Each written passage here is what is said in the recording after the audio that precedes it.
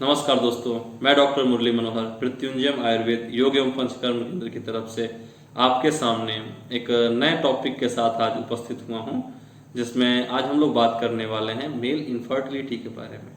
दोस्तों, जहां पे मेल इनफर्टिलिटी यानी कि पुरुष नपुंसकता की बात हो रही है, इसमें सामान्यतः समाज में जो बातें समझी जाती है वो दो स्तर पर है। पहला स्तर होता है कि पुरुष का इरेक्शन प्रॉपर ना होना, पेनिस में तनाव नहीं आना। दूसरी अवस्था है उनके स्पर्म काउंट का कम होना या ना होना, यानी नील स्पर्म काउंट या कम स्पर्म काउंट का कम होना। तो आज हम लोग जो इस टॉपिक पे बात करेंगे वो है स्पर्म काउंट का कम होना या नील होने पर। दोस्तों, स्पर्म काउंट का कम होना आज के जीवन में बहुत सामान्य सा बात हो गया है और अब तो लगभग 30 से 40% इनफर्टिलिटी के केसेस में मेल पार्टनर जो है वो इसमें रिस्पॉन्सिबल हो रहा है। और उसके कारण बहुत सारे हैं, जो कि आपको पता है कि एंजाइटी है, स्ट्रेस है, डाइट है, एक्सेट्रा एक्सेट्रा। और तमाम तरह के आप ट्रीटमेंट्स भी इसके लिए लेते हैं आयुर्वेद या इसके साथ साथ और भी जो चिकित्सा पद्धतियां हैं उसमें।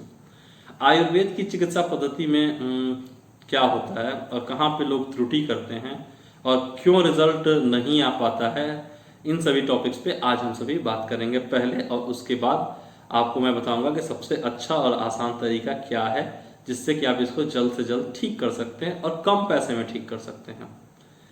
देखिए दोस्तों, आयुर्वेद में जब चिकित्सा लेने की बात होती है इस बीमारी के लिए, तो दो अवस्थाएं होती हैं। पहला, चूंकि लोग इसे बहुत बताने में शर्म महसूस करते हैं, तो वो लोग इधर उधर के एडवर्टाइजमेंट्स इन सबों को देख करके, और या फिर जो रोड के किनारे तंबू लगाकर आयुर्वेद के नाम पर, जड़ी बूटियों के नाम पर व्यापार करने वाले नॉन प्रोफेशनल्स लोग हैं, उनके पास ये लोग पहुंच जाते हैं। और उन लोगों के पास जो भी क्वैक है उनके पास डिग्रियां भी अजीब अजीब होती हैं, BIENNS कुछ इस तरह करके वो लोग लिखते हैं, या पता नहीं अलग अलग तरह का है। और फिर उस तरह के ट्रीटमेंट्स वहां पे लोग लेते हैं। अब क्या है कि वो पहले तो चूंकि पेशेंट बहुत इमोशनली इसमें कमजोर होता है, और दूसरा चीज है शर्मिंदगी महसूस होती है, उसे लगता है कि समाज जान जाएगा तो मेरी बुराई होगी, इसलिए वो क्या करता है, अलग चुपके से इसकी दवाइयां कराना शुरू करता है। और इसमें पेशेंट के साइकोलॉजी के साथ खेल करके जो लोग इस तरह के हैं वो काफी पैसे पेशेंट के ले लेते हैं, और वहां पे उनको बताया जाता है कि आपको मैं ये भस्म दे रहा हूँ, स्वर्ण भस्म दे रहा हूँ, हीरा भस्म दे रहा हूँ करके। महीने के मेरे पास ऐसे भी पेशेंट आए हैं जो 70 से 80 हजार रुपये मंथली के नाम आयुर्वेद की दवा 3 महीने 4 महीने तक खाए हैं, और फिर भी उनका रिजल्ट बिल्कुल नहीं आया है। और वही पेशेंट हमारे यहाँ बहुत मामूली ट्रीटमेंट में बहुत कम पैसे में उनका अच्छा रिजल्ट आ जाता है। तो वो लोग पूछते हैं कि सर आप कौन सा आयुर्वेद करते हैं और वो कौन सा आयुर्वेद है। देखिए दोस्तों, यहाँ पे आयुर्वेद की बात नहीं है, यहाँ पे बात होती है कि प्रोफेशनल और नॉन प्रोफेशनल की, पहला। दूसरा, कोई भी बीमारी यदि आपकी है तो उसकी एक संप्राप्ति होती है, वो एक पैथोलॉजी होता है, क्या कारण है। जब तक कारण को अच्छे से खोजा नहीं जाएगा, जब तक उसके रूट पर ट्रीटमेंट नहीं दिया जाएगा, तब तक आपकी कोई भी दवा आपकी बीमारी को ठीक करने के लिए काफ़ी नहीं होती है। अब जैसे रिसेंटली मेरे पास एक पेशेंट आए थे जिन्होंने तंबू वाले जो आयुर्वेद के नाम पे बेचते हैं उनसे ट्रीटमेंट लिया था, और ट्रीटमेंट लेने के बाद बाकायदे पूरे बॉडी में वॉट्स आ गए, पाइल्स हो गया, गैस्ट्राइटिस हो गया, और माइग्रेन के सिम्टम्स आने लगे, टार्टिकुलिस, ये गर्दन में यहाँ पे पूरे दर्द आने लगे थे उनको। और ये लगभग 2 महीने के दवा लेने के बाद ये सारी चीजें उनके स्टार्ट हो गई, और तंबू वाला अपना तंबू उठाया चला गया था। ये चूंकि इतने चुपके से उन्होंने ट्रीटमेंट लिया था कि उसको कंप्लेन भी नहीं कर सकते थे, ना कोई प्रिस्क्रिप्शन है ना कोई उनकी बात है, वो चले गए। अब ये मेरे पास आए तो इन्होंने बहुत शर्मिंदगी के साथ बताया कि सर मैंने ट्रीटमेंट लिया था आयुर्वेद का। तो मैंने पूछा कि अच्छा ठीक है, तो उसका प्रिस्क्रिप्शन दिखाइए, क्या दवाइयाँ थी। तो उन्होंने बताया कि मैं 1 महीने में 5 ग्राम स्वर्ण भस्म खाया हूँ। फिर मैंने समझाया उन्हें कि देखिए, स्वर्ण भस्म यदि आप दूध पापेश्वर या किसी कंपनी का ले रहे हैं तो 100 mg का कीमत लगभग 800 रुपए से लेकर के 1400 से 1500 रुपए तक की आती है, 100 mg। यदि 800 रुपये भी यदि हम मानते हैं, तो आप यदि पेशेंट हो और आप दवाइयाँ ले रहे हो 100 mg का, तो आपको 1 ग्राम खरीदने में कितना लगेगा, तो 5 ग्राम खरीदने में कितना लगेगा, आप सोचो एक बार के लिए। और इतनी महंगी दवा आप इतना ज़्यादा क्यों खा रहे हो। और फिर मैंने उनको साइड इफेक्ट जो भी हुआ, फिर उसका ट्रीटमेंट सॉल्व करते करते उसमें कुछ समय भी लग गया, फिर उनका प्रॉपर शोधन करना पड़ा, पंचकर्म हुआ, फिर जा करके वो ठीक हुए। तो इस तरह की गलतियां आप लोग ना करें। हमेशा ट्रीटमेंट के लिए आप लोग किसी डॉक्टर को पकड़िए जो आयुर्वेद से हैं। कंसल्टेंसी हो सकती है कि उनकी हो, फी उनका हो, लेकिन आप यदि 300 या 500 जो भी उनकी कंसल्टेंसी यदि आप देते हैं तो वहाँ पे देने के बाद आपको प्रॉपर ट्रीटमेंट मिलेगा। ठीक है। दूसरी चीज़ क्या है कि जब कभी आप यूट्यूब्स के थ्रू या किसी मैगजीन्स के थ्रू यदि आप कोई मेडिसिन ले रहे हैं आयुर्वेद की, जैसे लोग समझते हैं कि आयुर्वेद की दवाइयाँ नुकसान नहीं करती, कोई साइड इफेक्ट नहीं होता है, तो एक बात समझना है कि दुनिया में जितनी भी चीज़ है जिनका इफेक्ट है तो उनका साइड इफेक्ट होगा। न्यूटन का लॉ ही है कि जब कोई भी एक्शन होगा तो उसके अगेंस्ट कुछ ना कुछ तो रिएक्शन होगा। जैसे उदाहरण मैं दे रहा हूँ कि यदि कोई पेशेंट है उससे पूछा जाए कि चावल खाने से कोई साइड इफेक्ट है, तो सामान्यतः समाज में कोई बताएगा कि चावल खाने का कोई साइड इफेक्ट नहीं है। लेकिन क्या डायबिटिक का पेशेंट चावल खाएगा? नहीं खा सकता। तो इस तरह से बहुत सी चीजें हैं जो कि अलग अलग तरह की स्थिति में खाने लायक है, खाने लायक नहीं है। ठीक है।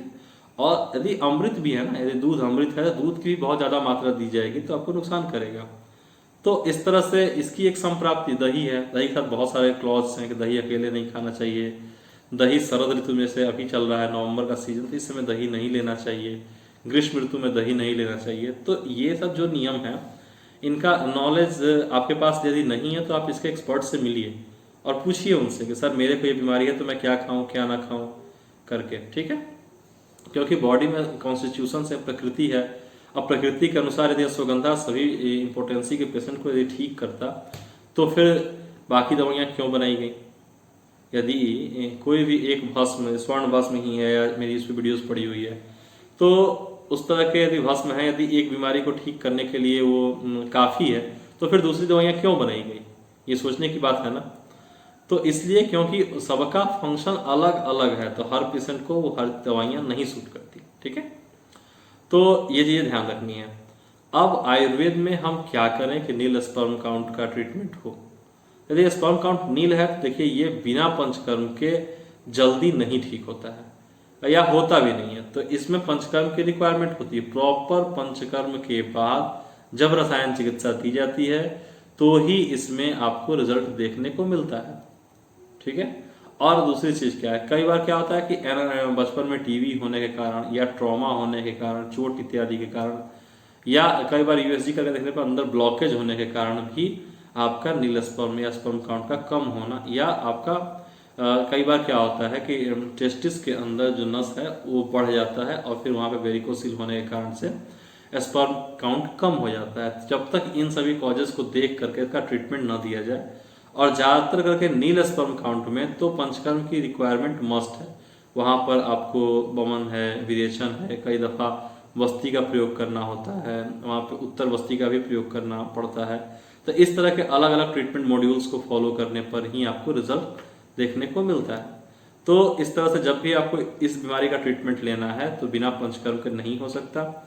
दूसरी चीज़ क्या है कि इसमें कॉस्टिंग क्या आएगी। तो देखिए इसमें पंचकर्म के कॉस्टिंग हर जगह तो जगह वैरी करता है। कई बड़े जगहों पे आप जाओगे जहाँ पे बड़े बड़े सेलिब्रिटीज आते हैं तो वहाँ पंचकर्म एक्सपेंसिव होता है। हमारे यहाँ मृत्युंजय आयुर्वेद में हम लोग बहुत बेसिक कीमत पर आपका पंचकर्म बहुत रिजनेबल रेट पर हम लोग प्रोवाइड करते हैं और उसमें आपको एक्सलेंट रिजल्ट के साथ में। तो इस तरह से यदि आपको कभी भी नील स्पर्म का ट्रीटमेंट लेना है, यदि हमारे यहाँ से लेना है, ऑनलाइन या ऑफलाइन दोनों तरीके से हम लोग कंसल्टेंसी प्रोवाइड करते हैं। और जब हमें ज़रूरत होती है तो मैं पंचकर्म के लिए आप लोगों को बुलाता हूँ, या आपके नज़दीकी कोई जगह है तो वहाँ के लिए हम बता देते हैं कि कौन कौन सा प्रोसीजर आपको किस तरह से कराना है। तो आप वहाँ पर आप करा करके अच्छा रिजल्ट ले सकते हैं और कुछ ही लगभग 4-5-6 महीने के अंदर ही रिजल्ट आपका बहुत अच्छा अनुकूल आ जाता है। ठीक है। तो यदि इस तरह का ट्रीटमेंट की आपकी रिक्वायरमेंट हो तो आप हम लोगों से कांटेक्ट कर सकते हैं। हमारा मोबाइल नंबर है 9031113389। मैं फिर से दोहराता हूँ 90311 यानी 111-3389, 903-111-3389। ये मेरा नंबर है और आप मुझे कांटेक्ट कर सकते हैं किसी भी तरह के आयुर्वेद से संबंधित सलाह के लिए या कंसल्टेंसी के लिए। ठीक है दोस्तों, तो फिर मैं जल्द ही मिलता हूँ आपको किसी अलग तरह के वीडियोस के साथ। नमस्कार।